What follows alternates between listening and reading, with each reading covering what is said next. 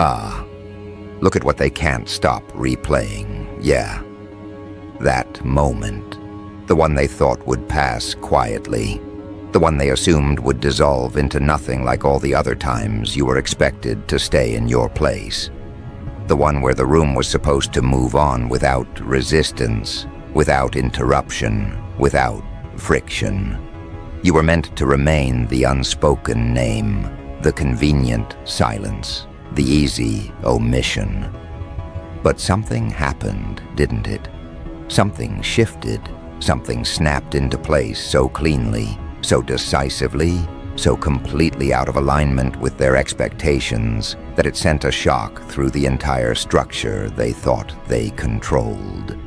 And now they're asking questions they were never supposed to ask. Not about you directly, about the room, about loyalty, about authority, about who just crossed a line they didn't even realize was being guarded. Someone powerful, someone who rarely intervenes, someone who understands exactly how these dynamics work, watched the moment unfold and felt their internal model break because someone went to war for you in that room, not loudly, not emotionally, not impulsively, calmly, deliberately, with precision. And the words that followed weren't admiration, they weren't praise, they were confusion sharpened by fear. Why would anyone do that? Why would someone risk position, standing, leverage for you? Because what just happened didn't fit the rules they rely on. It didn't fit the hierarchy they enforce. It didn't fit the quiet agreement that certain people are safe to overlook, safe to diminish, safe to sacrifice, without consequence. You see, they had you mapped out, didn't they? Your role, your ceiling, your relevance. They knew where you belonged in the room, which was nowhere that mattered. They thought your silence meant acceptance. They thought your restraint meant weakness. They thought your distance meant disengagement. They thought they understood the limits of how much weight your name could carry when spoken aloud. And for a long time, maybe you let them think that. Maybe you stayed quiet. Maybe you didn't correct the narrative. Maybe you allowed them to believe you were alone, unsupported, unprotected, that you didn't have anyone willing to step into the fire on your behalf. And then it happened. That one moment, that interruption they didn't plan for, that defense they didn't see coming because they were too busy watching the version of you they thought they had already neutralized. The shift was immediate. You could feel it. The air changed. The confidence in the room wavered. The unspoken hierarchy glitched. Because when someone speaks up for a person who isn't even fighting for themselves, it exposes something dangerous. It reveals that the power balance they rely on is conditional, fragile, dependent on compliance. And the moment someone refuses to comply, the entire structure starts to wobble. Someone somewhere, someone with authority, someone who understands how influence actually moves, thought the same thing at the same time. This wasn't supposed to happen. Not for you. Not like this. Let's be very clear about something. That moment wasn't about fairness. It wasn't about kindness. It wasn't about morality. It was about alignment. Someone recognized something in you that didn't need defending loudly, only acknowledged correctly. And that recognition shattered the framework the room was operating under. Because when you build power on the assumption that certain people will always stay quiet, always absorb pressure, always accept erasure, and someone violates that assumption, it's not just uncomfortable. It's destabilizing. You became the variable they couldn't control without realizing it existed. Not because you spoke, but because someone else decided you were worth interrupting the script for. They thought your story was already written, that your chapter had ended somewhere earlier, quietly, without ceremony. They convinced themselves your absence from the conversation meant irrelevance. They told themselves that if you mattered, someone would have said something sooner. They used that silence to justify everything that followed. And then in one precise moment, that justification collapsed. Because silence wasn't the truth. It was just unchallenged until it wasn't. Now here's where the discomfort deepens. The person who spoke up didn't do it out of loyalty, the way they understand loyalty. It wasn't tribal. It wasn't emotional. It wasn't personal history. It was recognition of trajectory, of pattern, of something that doesn't announce itself early but becomes obvious to those who know how to read rooms properly. That's what really unsettles them. Because if that person saw it, others might have too. And if others saw it, then the assumption that you were safe to dismiss was wrong long before that moment. They're retracing conversations now, replaying side glances, reinterpreting pauses, trying to locate the exact point where the balance tipped without them noticing. Because power hates being surprised, especially when the surprise comes not from rebellion, but from realignment. You didn't storm the room. You didn't force a confrontation. You let gravity do the work. You let the truth surface on its own timeline. And when it did, someone else took responsibility for acknowledging it. That's the part they can't neutralize. If you had defended yourself, they could frame it as ego. If you had argued, they could call it insecurity. If you had demanded respect, they could paint you as difficult. But you didn't. Someone else did the speaking. Someone whose voice carries weight they can't easily dismiss. Someone who doesn't gain anything obvious by standing up for you.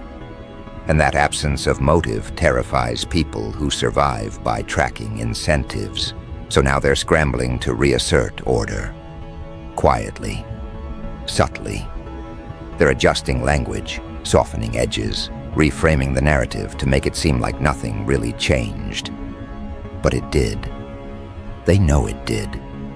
Because the room remembers. Rooms always remember moments like that. Moments when the script breaks and no one knows who's supposed to speak next. Moments when the hierarchy hesitates. Moments when the wrong person suddenly looks protected. You should understand something about these environments. They are not ruled by rules. They are ruled by permission.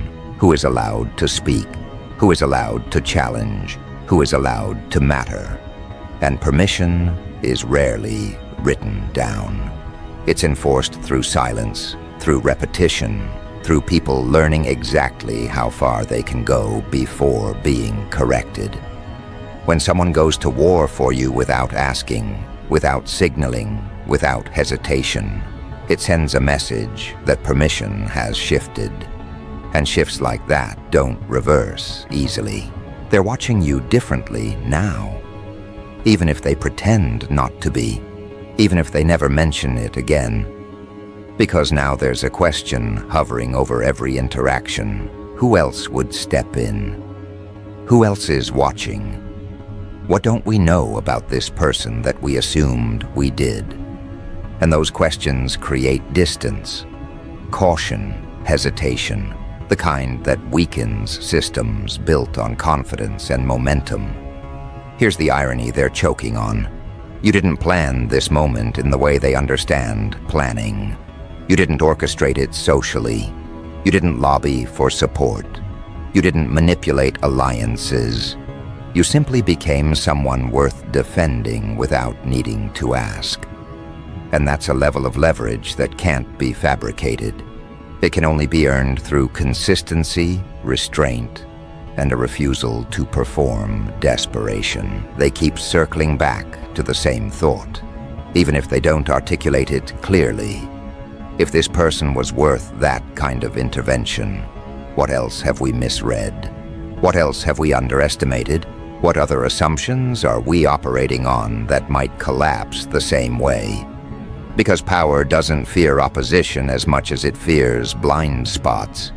and you just exposed one. What makes this even more unsettling is that you're not capitalizing on the moment publicly. You're not posturing. You're not changing your behavior to signal victory. You're not reminding anyone what happened. You're moving exactly the same way you were before, calm, unbothered, focused. And that consistency tells them something they don't want to admit. This wasn't a fluke. This wasn't luck. This wasn't a one-off. This was alignment finally becoming visible. They're realizing now that your restraint wasn't submission. It was selectivity. That your silence wasn't absence. It was observation. That your patience wasn't weakness. It was timing. You didn't need to speak in that room because the moment required someone else's voice. And that tells them you're operating on a level where outcomes don't depend on constant assertion. They depend on positioning. Now here's where the unease turns into something sharper. They can't confront you about it without exposing themselves. They can't ask why someone defended you without revealing that they believed you didn't deserve it. They can't challenge the shift without drawing attention to the instability it exposed. So they sit with it. They adjust around it. They carry it forward into future decisions in subtle ways. And every adjustment is an admission that the balance of power has changed. You should know this, too. When someone goes to war for you in a room like that, it's never just about the past. It's about the future. It's about trajectories colliding. It's about recognizing who will matter later and choosing sides before it becomes obvious to everyone else. Someone made that choice. Quietly, publicly enough to be felt. And now the clock is ticking on a reality they can't stop from unfolding. Because moments like that don't fade. They echo. They influence how names are spoken, how opportunities are framed, how risks are calculated. You didn't walk out of that room elevated in title. You walked out recalibrated in perception. And perception is where real power lives. They wanted you small, contained, predictable. They wanted you grateful for scraps of acknowledgement. They wanted you dependent on their approval. And now they're forced to contend with the fact that you don't need any of that. That your position doesn't hinge on their consensus. That your relevance doesn't require their permission. Someone else already made that clear for them. And the most destabilizing part, this wasn't the climax. It was an early signal, a preview, a quiet confirmation that the structure they're relying on is already under strain.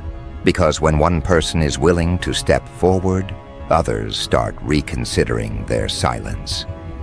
When one rule is broken without consequence, the rest start looking optional. And when one person is recognized as worth protecting, the story around them begins to change whether anyone wants it to or not. They're not saying it out loud yet, but they're thinking it. That moment wasn't the end of something. It was the beginning of a shift they're not ready to navigate. Because now they have to move, knowing the room isn't what it used to be. Knowing you're not who they thought you were. Knowing that someone is willing to draw a line they didn't expect to be drawn. And as they sit with that realization, adjusting, recalibrating, pretending everything is normal, one thing becomes increasingly clear. The next move isn't going to come from the same place the last one did. And this time, they won't be able to pretend they didn't see it coming. Here's the part that's quietly hilarious if you know how these rooms actually work. Everyone is acting calm. Everyone is nodding. Everyone is speaking in neutral tones like nothing has shifted. But internally, they're spiraling because the rules they depended on just proved optional. And once a rule becomes optional, it's already dead. They don't know how to function in environments where silence isn't guaranteed, where compliance isn't automatic, where someone might intervene at any moment without warning.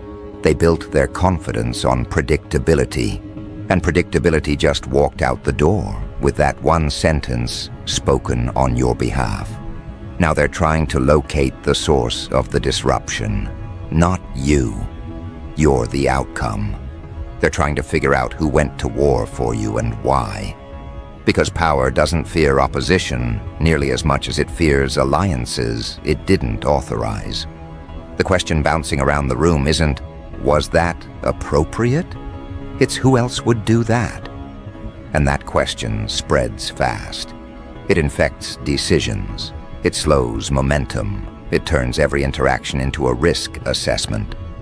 Suddenly people are choosing words more carefully, watching reactions, testing boundaries with half steps instead of full strides. They're also running a secondary calculation they'll never admit to. If someone was willing to step in like that, what does it say about you that they missed? What does it say about their judgment, their perception, their supposed ability to read the room?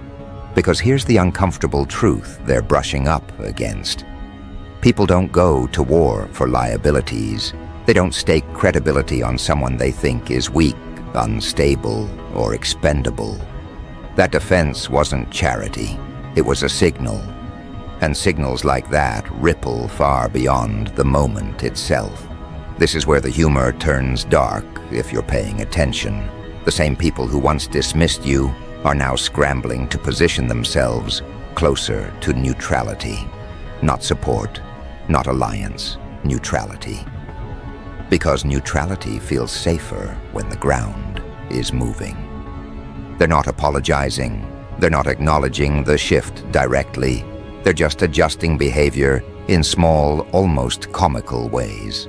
Slightly kinder tones, sudden interest, convenient amnesia about previous assumptions.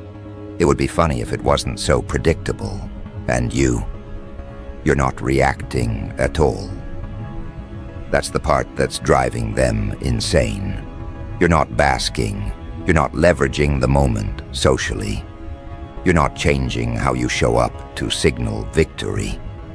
You're not reminding anyone what happened. You're letting the silence do the work again. But this time, it's a different kind of silence. This one is heavy, charged, full of implications. It's the silence of someone who doesn't need to prove they're protected because the protection already revealed itself. They're starting to understand something they really don't like. That the defense didn't come from loyalty built over years of social grooming. It came from respect built through observation. Someone watched how you move, how you operate, how you don't collapse under pressure, how you don't perform insecurity for sympathy, how you don't beg for relevance. And they decided, quietly, that letting the room misread you any longer was inefficient. That's the kind of reasoning that terrifies people who rely on dominance through optics rather than substance. So now the room is haunted by a ghost question. If you weren't worth defending before, why are you now? And the only answer that makes sense is the one they don't want to face. You didn't suddenly become something. You always were. They just weren't paying attention because they were too busy managing appearances. That realization hits hard because it exposes a deeper flaw. Their system doesn't identify real leverage early. It identifies compliance. It identifies noise. It identifies people who perform importance loudly enough to be seen. You didn't do that. You let time do its thing. You let patterns reveal themselves. You let results accumulate quietly. And when the moment came, someone else recognized the value before the room could erase it again. That's not luck. That's inevitability finally surfacing. And inevitability is impossible to argue with once it becomes visible. Now they're dealing with the fallout. Subtle, but real. Decisions are being second-guessed. Conversations are being revisited. People are wondering who's watching them the way that person watched you. Because if you slipped past their radar, who else might be doing the same? The room has lost its sense of omniscience, and that loss creates paranoia, disguised as professionalism. There's also something else happening beneath the surface, something even more destabilizing. The defense wasn't emotional, it wasn't dramatic, it was clean, almost boring. And boring disruptions are the worst kind. They don't give you something obvious to fight. You can't accuse it of bias or overreaction. You can't dismiss it as theatrics. It just sits there, undeniable, like a data point that refuses to go away. And every time someone tries to move forward as if nothing happened, it's there in the background, quietly contradicting the old narrative. They're realizing now that the power dynamic didn't glitch because of you. It glitched because of what your presence forced someone else to acknowledge. And once that acknowledgement exists, the room can't return to pretending you're invisible. They can try. They will try. But it won't work the same way, because now invisibility would require active effort, and effort reveals intent. Here's where the chaotic part creeps in. They're starting to overcorrect. People who never noticed you before are suddenly hyper-aware. People who never spoke to you are suddenly polite. People who once dismissed your ideas are suddenly curious. It's awkward, transparent, almost embarrassing, like watching a system try to patch itself in real time while pretending nothing broke. And the more they try to smooth it over, the more obvious the fracture becomes. You can feel the room stretching now, can't you? Trying to accommodate a reality it wasn't designed for. Trying to hold you in a category that no longer fits. You're not the problem they managed. You're not the variable they minimized. You're something else now in their perception. A risk, a wild card, a reminder that their control was never as absolute as they believed. And that realization doesn't inspire confidence. It inspires caution. What really rattles them is that the person who spoke up didn't need to explain themselves. They didn't justify their stance. They didn't soften the impact. They said what needed to be said and let it land. That kind of authority doesn't argue. It declares. And declarations shift gravity whether people like it or not. The room adjusted because it had to, not because it wanted to. Now imagine being someone who built their influence on being the loudest voice, the most confident presence, the unchallenged narrator. Imagine realizing that one calm sentence from someone else can undo years of quiet positioning. That's the fear they're sitting with now. Not fear of you directly, but fear of what you represent. A future where their dominance depends on actual substance instead of repetition. And this is where it becomes clear. That moment wasn't about protection. It was about exposure. It exposed who had been comfortable with your marginalization. It exposed who benefited from the old dynamic. It exposed who assumed silence meant permission. And exposure changes how people behave long after the moment passes. They're watching you now, trying to predict what you'll do next. But the problem is they're still using the wrong model. They think the next move will come from you directly. Another action, another statement, another visible disruption. They don't understand yet that the real shift already happened. The board changed. The pieces didn't. And that misunderstanding is about to cost them. Because while they're focused on you, while they're tracking your expressions, your tone, your timing, they're missing the more dangerous variable entirely. The room itself has changed. The social gravity has shifted. The permissions they relied on are no longer assumed. And once that happens, power stops flowing the way it used to. It starts leaking. Slowly, at first, almost politely, until one day someone realizes decisions aren't landing the way they used to. Instructions don't carry the same weight. Assumptions don't close conversations anymore. That's when panic sets in, because panic is what happens when authority discovers it needs consent. Here's the part they don't want to acknowledge. The person who went to war for you didn't just speak once and disappear back into neutrality. They altered how everyone else is now allowed to think.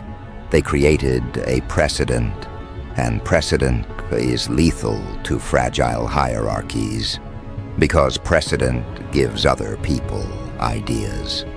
It whispers that intervention is possible, that silence is optional, that you don't always have to wait your turn if the turn was never meant to come. That whisper spreads faster than any announcement ever could. Now the room is full of people pretending they don't hear it, while secretly wondering if they should act on it next time. And that internal debate is corrosive. It slows everything down. It creates hesitation where there used to be certainty. And certainty was the only thing holding the structure together. They didn't realize how dependent they were on it until it cracked. You see, systems like this don't collapse because of rebellion. They collapse because of confidence erosion. Because once people see that authority can be challenged cleanly and survive, they start reassessing their own limits. They start noticing where they've been shrinking unnecessarily. They start asking why certain lines existed in the first place. And those questions don't stay theoretical. They show up in meetings, in decisions, in moments where someone pauses instead of complying instantly. That pause is where power goes to die. They're also realizing something else, something deeply uncomfortable. That defense wasn't reactive, it wasn't emotional, it was anticipatory. It came from someone who could see where things were headed and decided to intervene before the damage became obvious to everyone else. That means someone in the room understands trajectories better than they do. Someone who can read future consequences while others are still clinging to past arrangements. And that realization is quietly devastating. Because now the question isn't just, why did they defend you? It's what do they see coming that we don't? And once that question exists, trust in leadership fractures. Not publicly, internally, in the places that matter. People start hedging, preparing contingencies, keeping options open. The room becomes a collection of individuals protecting themselves instead of a unified structure enforcing order. That's when things really start slipping. And all of this is happening while you remain almost offensively calm. You're not escalating. You're not exploiting the moment. You're not acting like someone who just gained leverage. You're acting like someone who always knew this was inevitable. And that demeanor reframes the entire event. It suggests that the defense wasn't a surprise to you either. That it was simply timing, aligning with reality. That's the part that really messes with their heads. Because if you expected this, if you knew someone would eventually draw that line, then what else do you know? What else are you prepared for? What else is already in motion that they haven't clocked yet? Power hates uncertainty, and you've become a walking source of it without doing anything overt. Just by existing differently, just by refusing to react the way they're used to. Now the humor turns even darker. They're trying to restore balance using the same tools that just failed them.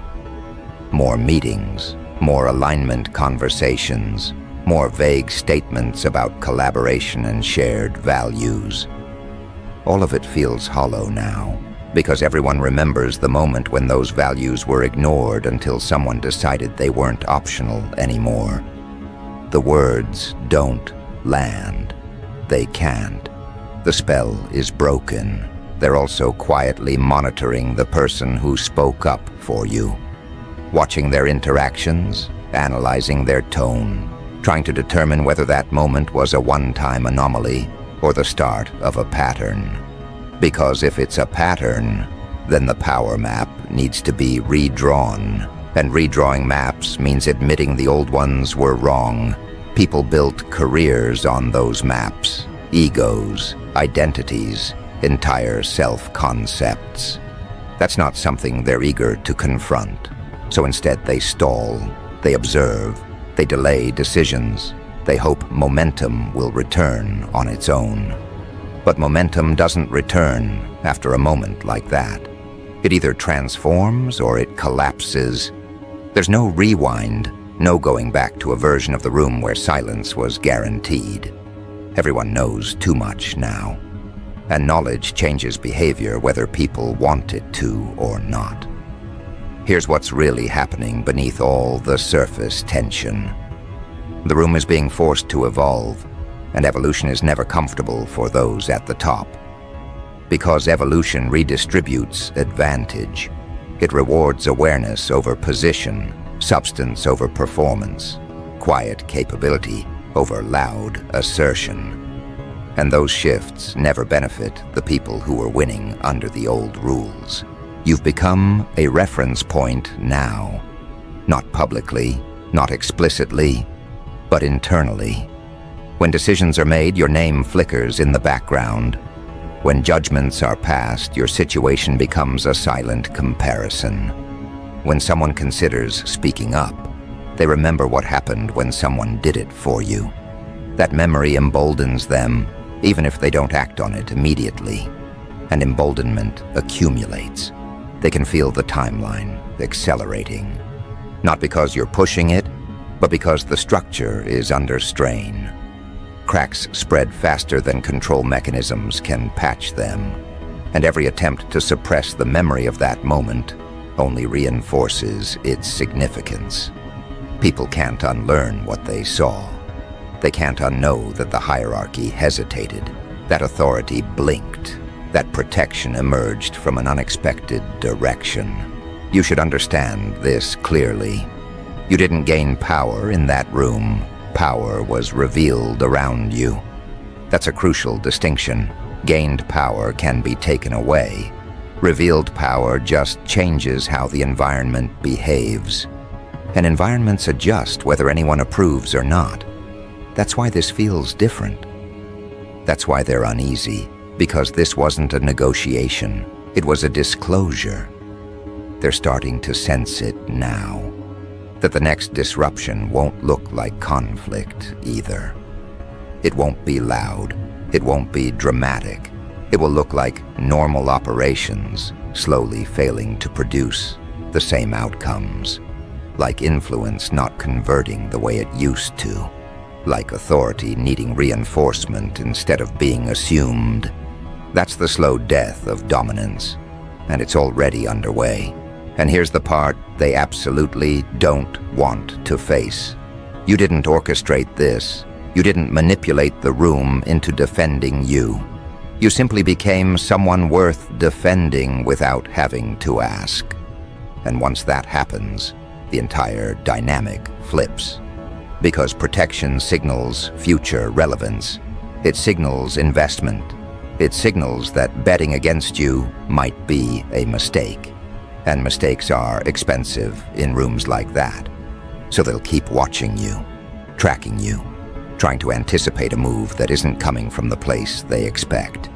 And while they do, the real consequences of that moment will continue unfolding quietly around them.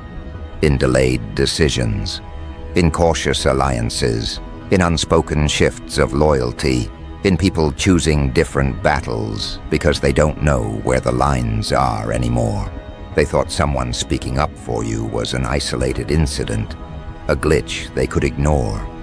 They don't see yet that it was a signal flare, a warning, a marker of a transition already in progress. And by the time they fully understand what that moment set in motion, The room will be operating under rules they didn't write. And that's where this is heading. Not toward confrontation, not toward spectacle, toward a reality where their old methods simply stop working. Where authority has to justify itself, where silence has to be earned, where people remember that one calm sentence spoken on your behalf, and realize the balance of power never really belonged where they thought it did. Because once that realization sets in, the room can't go back to pretending. Pretending requires innocence, and innocence is gone now. Everyone knows too much. Everyone felt the glitch. Everyone remembers the exact second the air shifted and the hierarchy hesitated. And no matter how smoothly they tried to resume business as usual, there's an awareness underneath it all that never shuts off again. The awareness that someone crossed a line for you and nothing collapsed. No lightning strike, no punishment, no immediate consequence, just a quiet redistribution of gravity. That's when the real comedy starts, the dark kind. The kind that plays out slowly, over weeks, over decisions, over subtle misfires in authority. People who used to command rooms find themselves explaining more than they're comfortable with. Instructions start sounding like requests. Requests start sounding like negotiations. Negotiations stall. And nobody can quite explain why everything feels heavier than it used to. They blame timing. They blame complexity. They blame outside factors, anything except the truth. That the room changed allegiance in a way that can't be undone. You see, when someone goes to war for you in a room like that, it doesn't crown you king. It removes your status as collateral damage, and that alone rewires everything. Because once you're no longer expendable, people have to account for you. Not just socially, strategically. They have to factor in the possibility that decisions involving you might trigger resistance they didn't budget for. And that hesitation ripples outward, infecting plans that once felt airtight. They're learning now that power doesn't vanish all at once. It erodes. It becomes inefficient. It requires more effort to achieve the same results. More justification, more alignment meetings, more reassurance. And every extra step is a tax on dominance. They're paying that tax now without fully understanding why. They just know things don't move the way they used to. Doors don't open as easily. Momentum stalls at odd moments. And somewhere in the back of their minds, they know exactly when it started. The truly destabilizing part is that they can't isolate the problem. It's not you. It's not the person who spoke up. It's the precedent, the memory, the proof that intervention is possible, that silence isn't guaranteed, that protection can emerge without warning. Once that proof exists, people start testing it unconsciously. They push back a little more. They hesitate a little longer. They speak a little more plainly. Not because they're brave, but because they've seen the cost of speaking drop. That's how systems fail. Not through rebellion, through normalization of dissent. And that's already underway. They're watching it happen in real time and pretending they're still in control of the pace. They're not. The pace changed the moment someone went to war for you, and nothing bad happened as a result. And you? You're not accelerating it. You're not orchestrating chaos. You're letting entropy do its job. You're moving forward, focused on your own trajectory, while the environment around you adjusts, whether it wants to or not. That restraint reads as confidence, as inevitability, as someone who doesn't need to exploit moments, because moments keep arriving on their own. They're starting to realize that the defense wasn't about you being fragile. It was about you being underestimated. And underestimation is expensive when it comes due, because it means resources were misallocated, Attention was misplaced, risk was misjudged. And now, the correction phase begins. They try to reevaluate you, but it's too late to do it quietly. The room remembers. Everyone saw who stepped in. Everyone felt the shift. Reclassification at this stage requires explanation, and explanations reveal weakness. So instead they hedge, they watch, they delay, they pretend neutrality, while subtly repositioning themselves away from old assumptions. It's clumsy, transparent, almost funny in its desperation, because they're trying to regain control, using the same invisible tools that just failed them. Narrative management, strategic silence, selective acknowledgement. But those tools only work when people believe in them, and belief cracked the moment someone broke ranks for you. Now comes the phase they hate the most, the waiting. Not your waiting, theirs. Waiting to see if another line gets drawn, waiting to see if someone else speaks up next time, waiting to see if the person who defended you does it again, waiting to see if you ever need defending at all. That waiting creates tension, and tension corrodes authority faster than open challenge ever could. You've become a silent reference point now. When people consider decisions, your situation flickers through their minds, not consciously, instinctively, as a reminder that the room isn't what it pretends to be, that alliances aren't as fixed as they appear, that someone unexpected might intervene. That reminder changes behavior even when no one says a word. And here's the part they really can't stomach. You didn't earn this through politics. You earned it through consistency, through not folding, through not performing desperation, through not collapsing when you were meant to, through becoming someone whose trajectory was obvious to the right eyes long before the room caught up. That's the kind of leverage that doesn't announce itself early. It reveals itself suddenly and all at once, usually when it's too late to prevent. They're beginning to understand that the person who spoke up didn't just defend you from something. They defended the future from being distorted by a bad call. They intervened because allowing the old narrative to continue would have been inefficient, short-sighted, maybe even dangerous. That's not sentiment, that's foresight.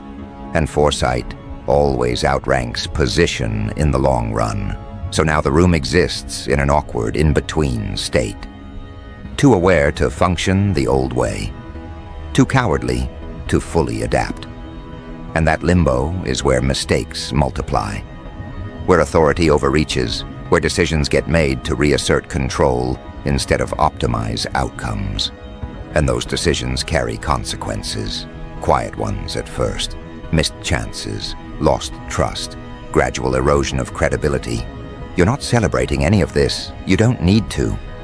You're watching it with the detached clarity of someone who understands systems. You know what happens when a structure loses its monopoly on silence. You know what happens when people realize they don't have to absorb pressure indefinitely. You know what happens when power is exposed as conditional instead of absolute. It doesn't explode, it decays. And the funniest part, if you're being honest, is how seriously they still take themselves while it's happening. The grand speeches, the strategic memos, the forced confidence, all of it layered over a quiet understanding that the room is no longer theirs alone. That influence is now contested terrain. That the rules they enforced for years were never laws, just habits. They wanted you manageable. They wanted you isolated. They wanted you quiet enough to ignore and useful enough to exploit. And now they're stuck with a reality where you're neither. You're not demanding power. You're not chasing validation. You're not even engaging the dynamic directly. You're simply moving forward, and the environment is rearranging itself around that motion, whether they approve or not. That's the consequence of someone going to war for you in that room. Not applause, not protection forever, but a permanent disruption of the assumption that you're alone. And once that assumption dies, everything built on top of it starts to wobble. They'll try to rewrite the story eventually. They always do. Minimize the moment, reframe the defense as insignificant, attribute it to misunderstanding or timing. But rewrites only work when the audience forgets. And this room won't. Because everyone felt it. Everyone remembers where they were sitting. Everyone remembers who spoke. Everyone remembers the pause that followed. And memory like that doesn't fade. It shapes decisions long after the words are gone. So no, this isn't heading toward confrontation. It's heading toward irrelevance for the methods they relied on. It's heading toward a future where authority has to perform competence instead of entitlement.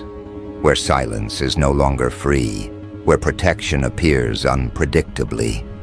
Where power dynamics glitch, not because someone is loud, but because someone is aligned. They asked themselves the wrong question after that moment. They asked why someone defended you.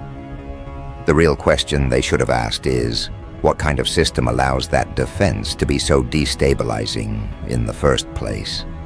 Because the answer exposes everything they don't want to see.